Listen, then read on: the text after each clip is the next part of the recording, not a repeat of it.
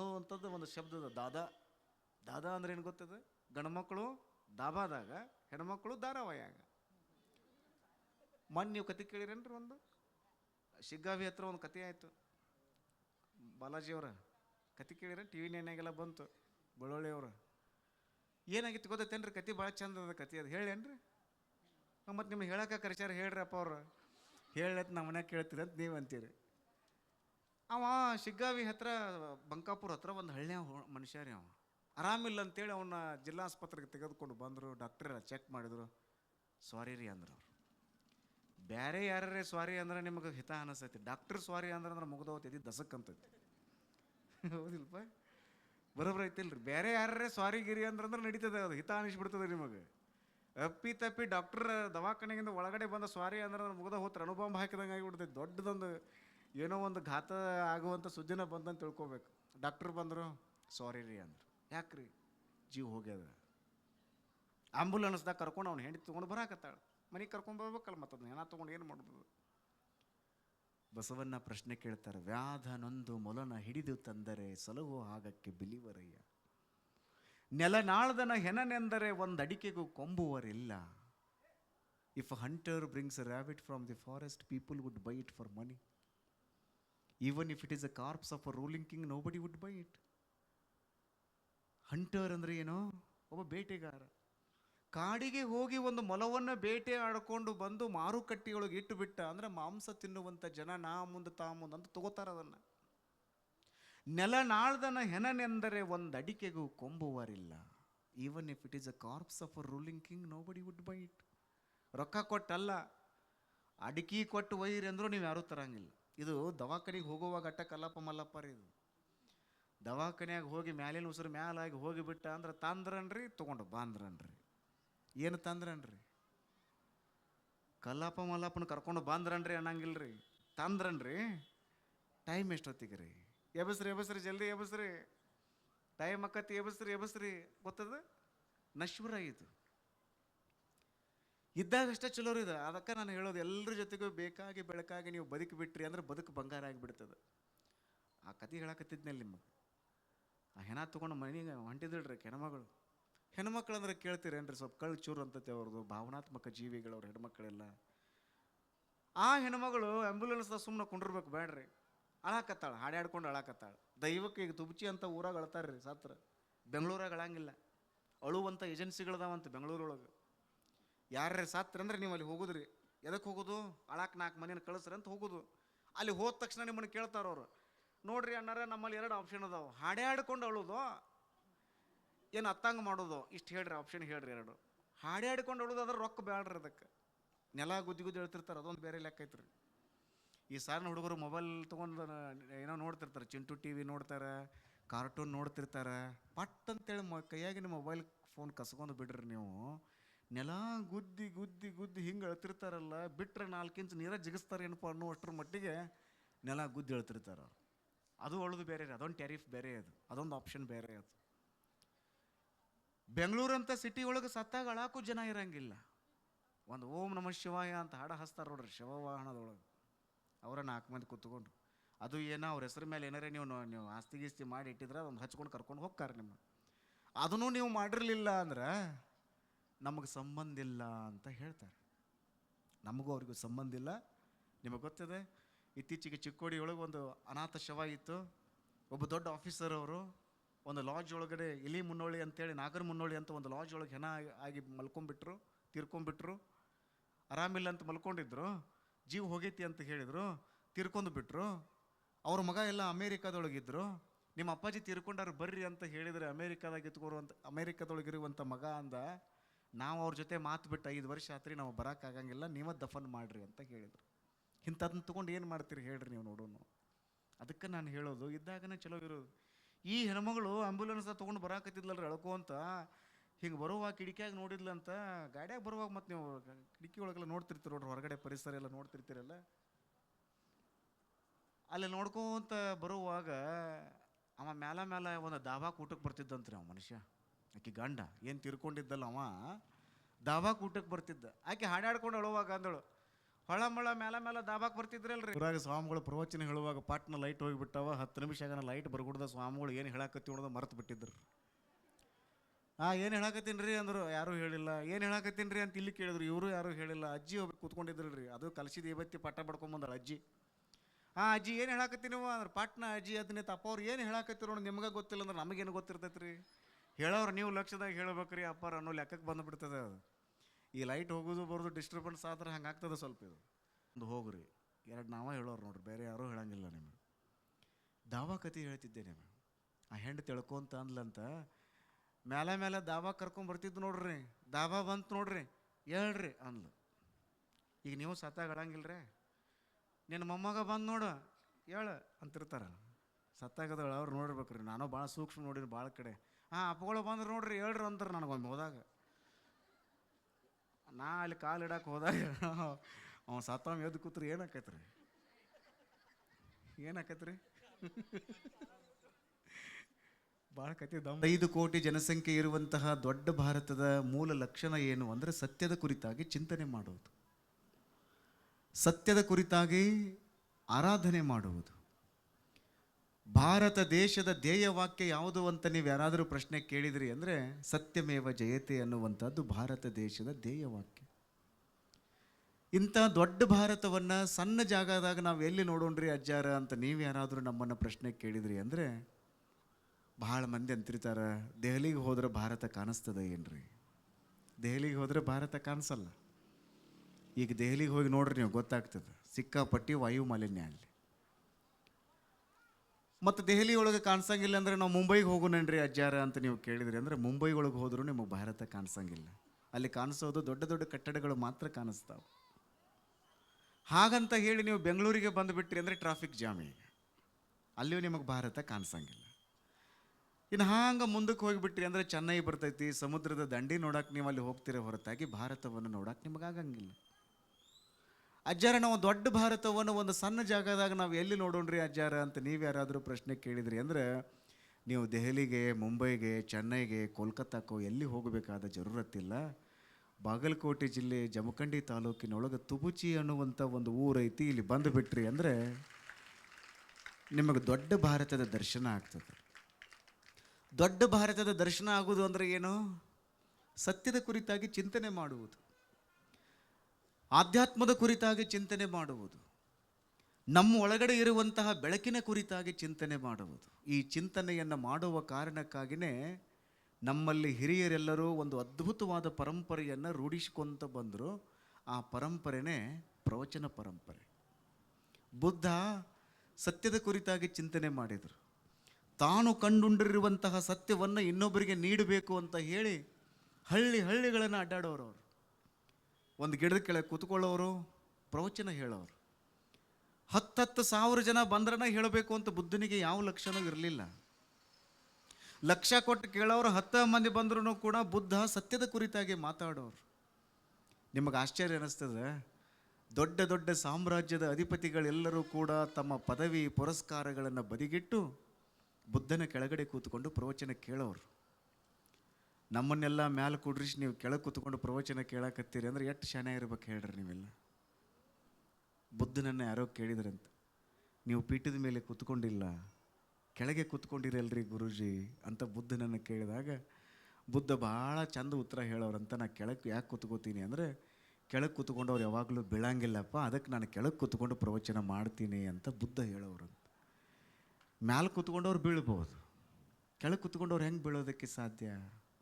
ನೀವೆಲ್ಲರೂ ಶ್ರದ್ಧಾ ಭಕ್ತಿಯಿಂದ ಅಪ್ಪ ಅವರು ನಾವು ಕೆಳಗಡೆನೇ ಕೂತ್ಕೋತೀವಿ, ನೀವು ಮ್ಯಾಲೆ ಕೂತ್ಕೊಂಡು ಪ್ರವಚನವನ್ನು ಹೇಳ್ರಿ, ನಾವು ಕೇಳ್ತೀವಿ ಅಂತ ತಿಳ್ಕೊಂಡು ಸಾವಿರ ಜನ ಎಲ್ಲ ನೀವು ಪ್ರವಚನವನ್ನು ಕೇಳ್ತೀರಿ ಅಂದರೆ ಇದೇ ಭಾರತ.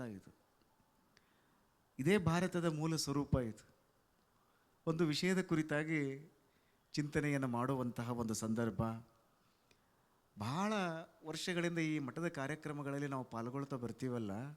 ನಾನು ಮತ್ತು ಡಾಕ್ಟರ್ ಅಲ್ಲಮಪ್ರಭು ಮಹಾಸ್ವಾಮೀಜಿಯವರು ಬ್ರದರ್ ಫ್ರಮ್ ಅನದರ್ ಮದರ್ ಅಂತಾರಲ್ಲ, ಆ ಥರ. ಅದು ಭಾಳ ಅಂದರೆ ಭಾಳ ಘನಿಷ್ಠವಾದ ಸಂಬಂಧ ನಂದು ಮತ್ತು ಅವ್ರದ್ದು. ಒಂದು ಸಂದರ್ಭದಲ್ಲಿ ಅವರು ಈ ಮಠದ ಜಾತ್ರಾ ಮಹೋತ್ಸವ ಕಾರ್ಯಕ್ರಮದಲ್ಲೇ ಇರಲಿಲ್ಲ. ಅವರು ಕಾಶಿ ಒಳಗಿದ್ರು. ಅವರಿಗೆ ಊರು ಹಿರಿಯರು ಎಲ್ಲರೂ ಅಪ್ಪವ್ರ ಮತ್ತು ನೀವು ಕಾಶಿ ಒಳಗೆ ಕುಂತ್ರಿ ಇಲ್ಲಿ ಮಠದ ಜಾತ್ರೆ ಯಾರು ಮಾಡೋವ್ರಿ ಅಂತ ಕೇಳಿದಾಗ ಅಲ್ಲಮ ಪ್ರಭು ಸ್ವಾಮೀಜಿಯವರು ಒಂದೇ ಮಾತು ಹೇಳಿದ್ರು, ನಾ ಇರಲಿಲ್ಲ ಅಂದ್ರೆ ಏನಾತ್ರಿ, ನಮ್ಮ ಶೇಗುಣಶಿ ಮಹಾಂತ ದೇವರು ಇರ್ತಾರೆ, ಅವ್ರು ನಡೆಸ್ಕೊಡ್ತಾರೆ ಅನ್ನುವಂಥ ಮಾತನ್ನು ನಮ್ಮ ಡಾಕ್ಟರ್ ಅಲ್ಲಮ ಪ್ರಭು ಮಹಾಸ್ವಾಮೀಜಿಯವರು ಹೇಳೋರು. ಪ್ರತಿ ವರ್ಷ ಇಲ್ಲಿ ಪ್ರವಚನ ಹೇಳುವಂಥ ಸಂದರ್ಭದಲ್ಲಿ ನಾನು ಅವರು ಕೂಡನೇ ಪ್ರವಚನಕಾರರನ್ನ ಹೇಳ್ತಿದ್ವಿ. ನಾವಿಬ್ಬರು ಡಿಸ್ಕಷನ್ ಮಾಡಿನೇ ಹೇಳೋದು. ನಿಮಗೆ ಆಶ್ಚರ್ಯ ಅನ್ನಿಸ್ತದೆ, ದಿನಕ್ಕೆ ಒಂದು ಸರಿ ಆದರೂ ನಾವು ಇವತ್ತಿಗೂ ಮಾತಾಡ್ತಾನೆ ಇರ್ತೀವಿ. ಎಷ್ಟೇ ಬಿಜಿ ಇದ್ರೂ ಅವ್ರು ಬೆಳಗಾವಿ ಒಳಗಿರ್ತಾರೆ, ನಾವು ಈ ಕಡೆ ಶೇಗುಣಶಿ ಒಳಗಿರ್ತೀನಿ, ಅವ್ರು ಬೆಂಗಳೂರಿಗೆ ಹೋಗಿರ್ತಾರೆ, ನಾವು ಈ ಕಡೆ ಇರ್ತೀವಿ. ಆದರೂ ದಿನಕ್ಕೆ ಒಂದು ಸರಿ ಆದರೂ ನಾವು ಮಾತಾಡ್ತೀವಿ. ಕಾರಣ ಏನು ಅಂದರೆ ಅತ್ಯಂತ ಘನಿಷ್ಠವಾಗಿರುವಂಥ ಒಂದು ಸಂಬಂಧ ಇರೋಣದರಿಂದ ಪ್ರತಿ ವರ್ಷವೂ ಕೂಡ ಪ್ರವಚನ ಹೇಳುವಂಥ ಸಂದರ್ಭದಲ್ಲಿ ಯಾರಿಗೆ ಹೇಳಬೇಕು, ಯಾರನ್ನು ಹಚ್ಚಿದ್ರೆ ಚಲೋ ಆಗ್ತದೆ, ಯಾರ ಕಡೆಯಿಂದ ಪ್ರವಚನ ಹೇಳಿಸೋದು ಅಂತ ಪ್ರತಿ ವರ್ಷ ಚಿಂತನೆ ಮಾಡ್ತಿದ್ವಿ. ಯೋಗ ನೋಡ್ರಿ, ಶಿವಲಿಂಗೇಶ್ವರ ನಾ ಒಮ್ಮೆ ಇಲ್ಲಿ ಪ್ರವಚನ ಹೇಳಿಲ್ಲ. ಉಸ್ತುವಾರಿ ಮಾಡ್ತಿದ್ವಿ, ಬಂದು ಸೇವಾ ಮಾಡ್ತಿದ್ವಿ, ನಿಂತ್ಕೋತಿದ್ವಿ, ಆ ಮಾತು ಬೇರೆ. 22 ವರ್ಷಗಳಲ್ಲಿ ಒಮ್ಮೆಯೂ ಪ್ರವಚನ ಹೇಳುವಂಥ ಸೌಭಾಗ್ಯ ಬಂದಿರಲಿಲ್ಲ. ಶಿವಲಿಂಗಪ್ಪನ ಇಚ್ಛೆ ಹಿಂಗಿತ್ತು ಅನ್ನಿಸ್ತದೆ, ನಮ್ಮ ಮಠದ ಉದ್ಘಾಟನೆ ಟೈಮಿನೊಳಗಡೆ ನೀವು ಪ್ರವಚನ ಹೇಳಪ್ಪ, ಅಲ್ಲಿವರೆಗೂ ನೀವು ಹೇಳೋದೇನು ಬೇಡ, ಇಲ್ಲೇ ಸೇವಾ ಮಾಡಂತೇಳಿ ಈ ವರ್ಷಕ್ಕೆ ನಮ್ಮ ಸೇವಾ ಬಂದದ ಅಂತ ತಿಳ್ಕೊಂಡು ಹೇಳೋದಕ್ಕೆ ನನಗೆ ಭಾಳ ಖುಷಿ ಅನ್ನಿಸ್ತದೆ. ಭಾಳ ಅಂದರೆ ಭಾಳ ಆನಂದ ಅನ್ನಿಸ್ತದೆ. ಯಾಕಂದರೆ ಈ ಊರು, ಇಲ್ಲಿರುವಂಥ ಎಲ್ಲ ಹಿರಿಯರು, ಎಲ್ಲ ತಾಯಂದಿರು ಭಾಳ ಅಂದ್ರೆ ಭಾಳ ಪರಿಚಿತರಾಗಿರೋಣದರಿಂದ ಇಲ್ಲಿ 2 ದಿನದ ಹಿಂದೆಯೇ ನಾನು ಈ ಕಾರ್ಯಕ್ರಮದಲ್ಲಿ ಪಾಲ್ಗೊಳ್ಬೇಕಾಗಿತ್ತು. ಅನಿವಾರ್ಯವಾಗಿ ಹಾವೇರಿ ಜಿಲ್ಲೆಯ ಹಾನಗಲ್ಲ ತಾಲೂಕಿನ ನರೇಗಲ್ ಅನ್ನುವಂಥ ಒಂದು ಗ್ರಾಮದಲ್ಲಿ ಒಂದು ಮಲ್ಲಿಕಾರ್ಜುನ ಸ್ವಾಮಿ ವಿರಕ್ತ ಮಠದ ಲೋಕಾರ್ಪಣೆ ಮತ್ತು ಒಂದು ಪ್ರೌಢಶಾಲೆಯ ಲೋಕಾರ್ಪಣೆ ಸಮಾರಂಭದೊಳಗೆ ನಾನು ಇರಬೇಕಾದ ಅನಿವಾರ್ಯತೆ ಇತ್ತು. ಒಂದು 3 ವರ್ಷಗಳಿಂದ ಅವರು ಭಾಳ ಒತ್ತಾಯ ಮಾಡಿ ಅಲ್ಲಿ ನಮ್ಮನ್ನು ಬರಮಾಡಿಕೊಂಡಿದ್ದರು. ಅನಿವಾರ್ಯವಾಗಿ 2 ದಿನ ಬರೋದಕ್ಕಾಗಲಿಲ್ಲ. ಆ ಕಾರಣಕ್ಕಾಗಿ ನಾನು ವಿಷಾದಿಸ್ತೇನೆ. ಇನ್ನು ಮುಂದೆ ನೋಡ್ರಿ, ಇನ್ನು ಭಾಳ ಅದ್ಭುತವಾಗಿರುವಂಥ ಕಾರ್ಯಕ್ರಮವನ್ನು ಮಾಡೋದು. ನಾವೆಲ್ಲ ಹೆಂಗೆ ಕಾರ್ಯಕ್ರಮ ಮಾಡೋದು ಅಂತ ನೀವು ಯಾರಾದರೂ ಪ್ರಶ್ನೆ ಕೇಳಿದ್ರಿ ಅಂದರೆ, ನಾನು ಹೇಳಿದ್ನೆಲ್ಲ ಆರಂಭದೊಳಗೆ, ದೊಡ್ಡ ಭಾರತವನ್ನು ನಾವು ಎಲ್ಲಿ ನೋಡೋದು ಅಂತ ಕೇಳಿದರೆ ಇಂಥ ಹಳ್ಳಿಗಳಲ್ಲೇ ನಾವು ನೋಡಬೇಕು ಅಂತ ಹೇಳ್ತಿದ್ನೆಲ್ಲ. ಇದ್ರ ಬಗ್ಗೆ ನಾವು ಚಿಂತನೆ ಮಾಡಬೇಕು. ಒಂದು ಮಾತನ್ನು ನೀವೆಲ್ಲ ಭಾಳ ಸ್ಪಷ್ಟವಾಗಿ, ನಾನು ನೀವು ಎಲ್ಲರ ಕುರಿತು ಚಿಂತನೆ ಮಾಡೋದೇನು ಅಂದರೆ, 12ನೇ ಶತಮಾನದಲ್ಲಿ ನಮ್ಮ ದೇಶದ ಎಲ್ಲ ದಾರಿಗಳು ಎಲ್ಲಿಗೆ ಹೋಗಿ ಕೂಡ್ತಿದ್ವು ಅಂದರೆ ಬಸವ ಕಲ್ಯಾಣಕ್ಕೆ ಹೋಗಿ ಕೂಡ್ತಿದ್ವು ಅಂತ ಹೇಳ್ತಾರೆ. 14-15ನೇ ಶತಮಾನದಲ್ಲಿ ನೀವು ವಿಶ್ವದ ಸಾಹಿತ್ಯದ ಕುರಿತಾಗಿ ನೀವು ಚಿಂತನೆ ಮಾಡಿದ್ರಿ ಅಂದರೆ all roads lead to the Rome ಅಂತ ಒಂದು ಮಾತು ಬರ್ತದೆ. ವಿಶ್ವದ ಎಲ್ಲ ದಾರಿಗಳು ಎಲ್ಲಿಗೆ ಹೋಗ್ತಾವ ಅಂದರೆ ಇಟಲಿಯ ರೋಮ್ ನಗರಕ್ಕೆ ಹೋಗ್ತಾವ ಅಂತ ಮಾತಾಡೋರು. All roads lead to the Rome ಅಂತ. All roads lead to the Rome, ಎಲ್ಲ ದಾರಿಗಳು ಇಟಲಿ ನಗರಕ್ಕೆ ಹೋಗ್ತವೆ. ಯಾಕಂದರೆ ಇಟಲಿ ಒಳಗಿರುವಂಥ ರೋಮ್ ನಗರ ಏನೈತಲ್ಲ, ಅದು ಸಾಂಸ್ಕೃತಿಕವಾಗಿ ಬಹುತೇಕ ಭಾಳ ಅಂದ್ರೆ ಭಾಳ ಪ್ರಸಿದ್ಧಿಯನ್ನು ಹೊಂದಿರುವಂಥ ಒಂದು ಸಿಟಿ ಆಗಿತ್ತು. ಅದಕ್ಕೆ ವಿಶ್ವದ ಎಲ್ಲ ದಾರಿಗಳು ರೋಮ್ ನಗರಕ್ಕೆ ಹೋಗಬೇಕು ಅಂತ ಮಾತಾಡೋರು. ಈಗ ನನಗೆ ಹಿಂಗೆ ಅನ್ನಿಸ್ತದೆ, 2026ನೇ ಸಾಲಿನ ಕನ್ನಡ ನೆಲದ ಎಲ್ಲ ದಾರಿಗಳು ಎಲ್ಲಿಗೆ ಬಂದು ಕೂಡ್ತಾವೆ ಅಂದರೆ ಜಮಖಂಡಿ ತಾಲೂಕಿನ ತುಬಚಿಗೆನೇ ಬಂದು ಕೂಡ್ತಾವೇನೋ ಅನ್ನೋಷ್ಟರ ಮಟ್ಟಿಗೆ ಈ ಕಾರ್ಯಕ್ರಮವನ್ನು ನಾವೆಲ್ಲರೂ ಯಶಸ್ವಿ ಮಾಡಬೇಕಾಗಿದೆ. ನಾನು ನೀವು ಟೊಂಕ ಕಟ್ಟಿ ನಿಂತುಕೊಂಡು ಅಪ್ಪ ಅವ್ರು ಏನು ಹೇಳ್ತಾರೆ ಆ ಮಾತನ್ನು ನಾವು ಶಿರಸ ವಹಿಸಿ ಈ ಕಾರ್ಯಕ್ರಮವನ್ನು ಶತಾಯಗತಾಯ ನಾವು ಎಲ್ಲ ಕಡೆಗೂ ಶಿವಲಿಂಗೇಶ್ವರರ ಮಹಾಮಹಿಮೆಯನ್ನು ಪಸರಿಸುವಂತಹ ಒಂದು ಸೇವಾ ಕೈಂಕರ್ಯವನ್ನು ನಾವೆಲ್ಲರೂ ಮಾಡೋಣ ಹಾಗೆ ಅನ್ನುವಂತಹ ಮೊದಲನೇ 1-2 ಮಾತುಗಳನ್ನು ಪ್ರಾಸ್ತಾವಿಕವಾಗಿ ಹೇಳಿ ಇವತ್ತು ಒಂದು ವಿಷಯದ ಕುರಿತಾಗಿ ನಾವೆಲ್ಲರೂ ಚಿಂತನೆಯನ್ನು ಮಾಡೋಣ. 12ನೇ ಶತಮಾನ ಇತ್ತಲ್ಲ, ಭಾಳ ಅಪರೂಪವಾಗಿರುವಂಥ ಶತಮಾನ ಅದು. ಅಲ್ಲಿ ಬಸವಣ್ಣನವರು ಕಲ್ಯಾಣದಲ್ಲಿ ಇದ್ದುಕೊಂಡು ಭಾಳ ಅಂದರೆ ಭಾಳ ಎಲ್ಲ ಜನರನ್ನು ಪ್ರೀತಿ ಮಾಡ್ತಾ ಭಕ್ತಿ, ಜ್ಞಾನ, ವೈರಾಗ್ಯದ ಕುರಿತಾಗಿ ಚಿಂತನೆಯನ್ನು ಮಾಡೋರು. ಅಲ್ಲಮ ಪ್ರಭುದೇವರು ನಿರ್ಮಾಣ ಮಾಡಿರುವಂತಹ ಅನುಭವ ಮಂಟಪ, ಅಲ್ಲಮ ಪ್ರಭುದೇವರು ಅದರ ಅನುಭವ ಮಂಟಪದ ಘನತೆವೆತ್ತ ಅಧ್ಯಕ್ಷರಾಗಿ ಕೂತ್ಕೊಳ್ಳುವಂಥ ಒಂದು ಸಂದರ್ಭ. ಆ ಅನುಭವ ಮಂಟಪವನ್ನು ನಿರ್ಮಾಣ ಮಾಡಿದಂತಹ ಅಪರೂಪದ ಯುಗ ಪುರುಷ ಯಾರು ಅಂದರೆ ಬಸವಣ್ಣವ್ರ ಕುರಿತಾಗಿ ಎಷ್ಟು ಹೇಳಿದ್ರೂ ಕೂಡ ಕಡಿಮೆನೇ ಅನ್ನಿಸ್ತದೆ. ಬಸವಣ್ಣನವರ ಕುರಿತಾಗಿ ಎಷ್ಟು ಹೃದಯ ತುಂಬಿ ಹಾಡಿದ್ರೂ ಕಡಿಮೆನೇ ಅನ್ನಿಸ್ತದೆ. ಎಂಥ ಅಪರೂಪದ ಸಂದರ್ಭ ನೋಡ್ರಿ. ಕಾಶ್ಮೀರದಿಂದ ಮಹಾದೇವ ಭೂಪಾಲ ಅನ್ನುವಂತಹ ಒಬ್ಬ ರಾಜ ಎಲ್ಲವನ್ನ ಬದಿಗಿಟ್ಟು ಕಲ್ಯಾಣಕ್ಕೆ ಹೋಗಬೇಕು ಅಂತ ತೀರ್ಮಾನ ಮಾಡಿದ. ಏನಾಯ್ತು ಜೀವನದೊಳಗೆ? ಏನೂ ಇಲ್ಲ. ಆನೆ, ಕುದುರೆ, ಭಂಡಾರವಿದ್ದಡೇನು, ಎಲ್ಲ ಸಿರಿ ಸಂಪತ್ತು, ಭಂಡಾರ ಇದೆಲ್ಲ ಇದ್ರೆ ಏನು ಮಾಡೋದದ? ಉಣ್ಣುವುದು ಮಾತ್ರ ಒಂದು ಹಿಡಿ ಅಕ್ಕಿ ಅನ್ನವನ್ನು ಉಣ್ತೀವಿ. ಎರಡ ರೊಟ್ಟಿ ತಿಂತೀವಿ, ಎರಡ ಚಪಾತಿ ತಿಂತೀವಿ. ಈಗಂತೂ ವಿಶೇಷವಾಗಿ ಶ್ರೀಮಂತರಿಗೆ ಹಸಿವಿನೇ ಆಗಂಗಿಲ್ಲ. ಅವ್ರ ಪದ್ಧತಿ ಹಂಗಾಗಿಬಿಟ್ಟದೆ, ಎಲ್ಲರಿಗೂ ಬಿ ಪಿ ಶುಗರ್ ಇರ್ತದೆ. ಚಹಾ ಮಾಡ್ಲೇನ್ರಿ ಅಂತ ತಿಳ್ಕೊಂಡು ನೀವು ಯಾರಾದರೂ ಕೇಳಿದ್ರಿ ಅಂದರೆ ಸಕ್ಕರೆ ಹಾಕಬೇಡ್ರಿ ಅಂತ ಹೇಳ್ತಾರೆ ಅವ್ರು. ಸಕ್ಕರೆ ಫ್ಯಾಕ್ಟ್ರಿ ಓನರ್ಗಳಿಗೆ ಶುಗರ್ ಬಂದದ, ಸಕ್ಕರೆ ಫ್ಯಾಕ್ಟ್ರಿ ತೊಗೊಂಡು ಏನು ಮಾಡೋದು? ಕನ್ನಡದೊಳಗೆ ಒಂದು ಗಾದಿ ಮಾತದ, ಗುಡ್ಡೆಲ್ಲ ಹಣ್ಣಾಗಿತ್ತಂತ, ಗಿಳಿ ಬಾಯಿಗೆ ಹುಣ್ಣಾಗಿತ್ತಂತ. ಗುಡ್ಡಕ್ಕೆ ಗುಡ್ಡನ ಹಣ್ಣಾಗಿ ಬಿಟ್ಟೈತಿ, ಏನು ಮಾಡೋದು? ಗಿಳಿ ಬಾಯಿಗೆ ಹುಣ್ಣಾಗಿ ಬಿಟ್ಟದ. ಅದನ್ನ ತೊಗೊಂಡು ಏನು ಮಾಡೋದದ? 12ನೇ ಶತಮಾನದಲ್ಲಿ ಬಸವಣ್ಣನವರನ್ನು ನೋಡಬೇಕು ಅಂತ ಹೇಳಿ ಮಹಾದೇವ ಭೂಪಾಲ ಅನ್ನುವಂತಹ ಒಬ್ಬ ರಾಜ ಎಲ್ಲವನ್ನ ಬದಿಗಿಟ್ಟ. ಅವನಿಗೆ ಒಂದೇ ಒಂದು ಆಸೆ ಕಾಣ್ತಾ ಇತ್ತು. ಏನು ಕಾಣಿಸ್ತಾ ಇತ್ತು ಅಂದರೆ, ನಾನು ಬಸವಣ್ಣನವರನ್ನು ನೋಡಬೇಕು, ಅವರ ಕುರಿತಾಗಿ ಹೃದಯ ತುಂಬಿ ಹಾಡ ಹಾಡಬೇಕು, 3000 ಜಂಗಮರಿಗೆ ಶುಚಿರುಚಿಯಾಗಿರುವಂತಹ ಪ್ರಸಾದವನ್ನು ಮಾಡುವ ಸಲುವಾಗಿ ಎಲ್ಲರನ್ನ ಕರೆದುಕೊಂಡು ಬಂದು ದವಸ ಧಾನ್ಯಗಳನ್ನು ತೆಗೆದುಕೊಂಡು ಬಂದು ಕಾಶ್ಮೀರದೊಳಗೆ ಎಲ್ಲ ಜಂಗಮರಿಗೆ ಪ್ರಸಾದವನ್ನು ಮಾಡಿಸ್ಯಾನ ಬಸವಣ್ಣ. ಅವರನ್ನು ನೋಡಬೇಕು ಅಂತ ಹೇಳಿ ಮಹಾದೇವ ಭೂಪಾಲ ಎಲ್ಲವನ್ನ ಬದಿಗಿಟ್ಟು ಕಲ್ಯಾಣದ ಕಡೆಗೆ ಬರಬೇಕು ಅಂತ ಚಿಂತನೆ ಮಾಡಿದ. ನಮ್ಮ ಬಿಡ್ರಿ 5 ಎಕರೆ ಜಮೀನು ನಮ್ಮದು 2 ಎಕರೆ ಜಮೀನು, ನಮ್ಮದು 10 ಎಕರೆ ಜಮೀನದ. ಅದನ್ನು ಬಿಟ್ಟು ನಮಗೆ ಹೊರಗೆ ಬರೋಕ್ಕಾಗ್ತಾ ಇಲ್ಲ. ಲಕ್ಷ ಎಕರೆ ಜಮೀನು, ವಜ್ರ ಖಚಿತವಾಗಿರುವಂತಹ ಸಿಂಹಾಸನ, ಕೈಗೊಂದು ಕಾಲಿಗೊಂದು ಆಳು ಕಾಳುಗಳನ್ನು ಹೊಂದಿರುವಂತಹ ಒಂದು ಸಮೃದ್ಧ ಸಾಮ್ರಾಜ್ಯದ ರಾಜ ಮಹಾದೇವ ಭೂಪಾಲ ಕಲ್ಯಾಣಕ್ಕೆ ಹೋಗಬೇಕು ಅಂತ ಹೇಳಿ ಚಿಂತನೆ ಮಾಡಿದ. ಪ್ರಶ್ನೆ ಏನಾಯಿತು? ಹೋಗೋದಕ್ಕೆ ತಯಾರಾದ. ಅವನ ಹೆಂಡತಿ ಗಂಗಾದೇವಿ ಪ್ರಶ್ನೆ ಕೇಳ್ತಾಳ, ಎಲ್ಲಿಗೆ ಹೊರಟ್ರಿ? ಅಲ್ಲಿ ಹಿಂದೇನು ಚೂಪನ್ನು ಟೊಪಿಗೆ ಹಾಕೊಂಡು ಕುಂತಾರ ನೋಡ್ರಿ ನಮ್ಮ ಅಣ್ಣನ ಬಳಗದವರು, ಇವರೆಲ್ಲ ಅದಾರಲ್ಲ, ಇವರೆಲ್ಲರೇ ಮುಂಜಾನೆ ಎದ್ದು ನಾಷ್ಟ ಗೀಷ್ಟ ಮಾಡಿ ನೀಲಿ ಹಾಕಿದ ದೋತ್ರ ನೆರು ಶರ್ಟ್ ಅಂಗಿ ಹಾಕೊಂಡು ಕೈಯಾಗ ಒಂದು ಕೈಚೀಲ ಹಿಡ್ಕೊಂಡು ಮುಂಜಾನೆ ಹೊಂಟ್ರಂದ್ರೆ ಏನಂತೀರಿ? ಎಲ್ಲಿ ಹೊಂಟ್ರಿ ಅಂತ ತಿಳ್ಕೊಂಡು ನೀವೇನಾದರೂ ಕೇಳಿದ್ರಂದ್ರೆ ಅವರೆಲ್ಲ ಏನಂತಾರೆ ನಿಮಗೆ? ಏನಂತಾರೆ? ನೀವು ಮಾತಾಡ್ಬೇಕು, ಹಿಂಗೆ ಗಪ್ ಕುಂಡ್ರಬೇಡ್ರಿ. ಶಿವನ ಮುಂದೆ ಕೂತು ನಂದಿ ಕೂತಂಗೆ ಕುಂಡ್ರಕ್ಕೆ ಹೋಗ್ಬೇಡ್ರಿ. ನಾ ಏನು ಕೇಳ್ತಾನಲ್ಲ ಹಂಗೆ ಅದು ಕೂತ್ರ ಹೇಳ್ಕೊತ ಹೋಗ್ರಿ. ಅವರೆಲ್ಲರೂ ಮುಂಜಾನೆ ಟಾಕು ಟೀಕಾಗಿ ನೀಟಾಗಿ ಡ್ರೆಸ್ಅಪ್ ಮಾಡಿಕೊಂಡು ಎಲ್ಲರೂ ಮುಂಜಾನೆ ಅದು ಹೋಗುವಾಗ ಕೈಯಾಗ ಕೈಚೀಲ ಹಿಡ್ಕೊಂಡು ಹೋಗುವಾಗ ಎಲ್ಲಿ ಹೊಂಟ್ರಿ ಅಂಥೇಳಿ ನೀವು ಯಾರಾದರೂ ಕಾಳಜಿಯಿಂದ ಕೇಳಿದ್ರಿ ಅಂದ್ರೆ ಅವರೆಲ್ಲ ನಿಮಗೇನಂತಾರೆ? ಹಾಂ, ಎಷ್ಟು ಶನ ಅದಾರ್ರಿ, ಇಟೋಮಟ್ಟು ಸುಮ್ಮನೆ ಕುಂತಾರೆ ಇವರು. ಎಲ್ಲಿಟ್ಟಿ ಬುದ್ಧಿ? ಅಪಶಕುನ ಮಾತಾಡ್ತೀಯಲ್ಲ, ಎಲ್ಲಿ ಹೊಂಟಿ ಅಂತ ಕೇಳ್ತೀಯಲ್ಲ, ಹಿಂಗೆ ನಿಮಗೆ ತರಹೇವಾರಿ ಬೈತಾರ್ರಿ ಅವ್ರು. ಅಲ್ಲಿ ಹಿಂದೇನು ಕೂತತ್ತಲ್ಲ ಬಳಗ, ನಿಮ್ಮನ್ನು ಬೈಯಕ್ಕೆ ಶುರು ಮಾಡ್ತಾರ. ಎಲ್ಲಿ ಹೊಂಟಿ ಅಂಥೇಳಿ ಕಾಳಜಿಪೂರ್ವಕವಾಗಿ ನೀವು ಕೇಳಿದ್ದಕ್ಕೆ ಅರಿಷ್ಟತನದ ಮಾತಾಡಿದೆಲ್ಲ, ಅಪಶಕುನದ ಮಾತಾಡಿದೆಲ್ಲ, ಎಲ್ಲಿ ಹೊಂಟಿ ಅಂತ ನೀ ಕೇಳಿದೆ, ಕೆಲಸ ಆಗಂಗಿಲ್ಲ, ಆದಿಲ್ಲ ಈದಿಲ್ಲ ಅಂತ ವಾಚಾಮ ಗೋಚರ ನಿಮ್ಮನ್ನು ಟೀಕಾ ಮಾಡ್ತಾರೆ ಅವರು. ಇಷ್ಟೆಲ್ಲ ನಿಮ್ಮನ್ನು ಬೈತಾರೆ. ಬಸ್ನ್ಯಾಗ ಕುಂತ್ಕೊಂಡ ತಕ್ಷಣ ಕಂಡಕ್ಟರ್ ಏನು ಕೇಳ್ತಾನೆ? ಎಲ್ಲಿ ಹೊಂಟ್ರಿ ಅಂತಲೇ ಕೇಳ್ತಾನೆ. ಅಲ್ಲಿ ಮನೆಯೊಳಗೆ ತಾಯಿನ ತಂಗಿನ ಹೆಂಡತಿನ ಎತ್ತಬೇಕತ್ತ ಬೈತಾನೆ. ಬಸ್ನ್ಯಾಗ ಕುಂತ ತಕ್ಷಣ ಏನು ಮಾಡ್ತೀರಿ?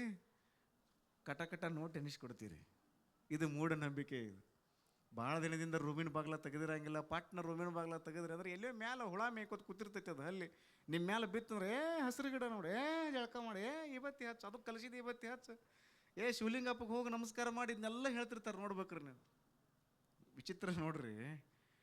ನೀವು ಹಲ್ಲಿ ನಿಮ್ಮ ಮೇಲೆ ಬಿತ್ತು ಬರೋಬರೋದು, ಅಪ್ಪಿ ನೀವು ಹಲ್ಲಿ ಮೇಲೆ ಬಿದ್ದರೆ ಏನಾಗ್ತದೆ? ಮತ್ತೇನಾಕತ್ರಿ? ಹಲ್ಲಿ ಪುಣ್ಯತಿಥಿ ಆಕತಿ. ಹಲ್ಲಿ ನಿಮ್ಮ ಮೇಲೆ ಬಿತ್ತು, ನೀವು ಜಳಕ ಮಾಡ್ಬೋದು, ಕಲಸಿದ ಇವತ್ತಿ ಹಚ್ಬೋದು, ಜಳಕ ಇಲ್ಲಿ ಬಂದು ಶಿವಲಿಂಗಪ್ಪಗೆ ನಮಸ್ಕಾರ ಮಾಡ್ಬೋದು. ನೀವು ಹಲ್ಲಿ ಮೇಲೆ ಬಿದ್ದರೆ ಮುಗಿದ ಹೋತು, ಹಲ್ಲಿ ಪುಣ್ಯಾರಾಧನೆ ಆಗಿಬಿಡ್ತದೆ. ಇವೆಲ್ಲ ಮೂಢನಂಬಿಕೆಗಳು. ಮಹಾದೇವ ಭೂಪಾಲ ಕಾಶ್ಮೀರದ ರಾಜ ಆಗಿದ್ದಲ್ಲ. ಅಪ್ಪಿ ಸೌಂಡ್ ಹೆಚ್ಚಿರಿ, ಒಂಚೂರು ಸೌಂಡ್ ಹೆಚ್ಚಿರ್ರಿ.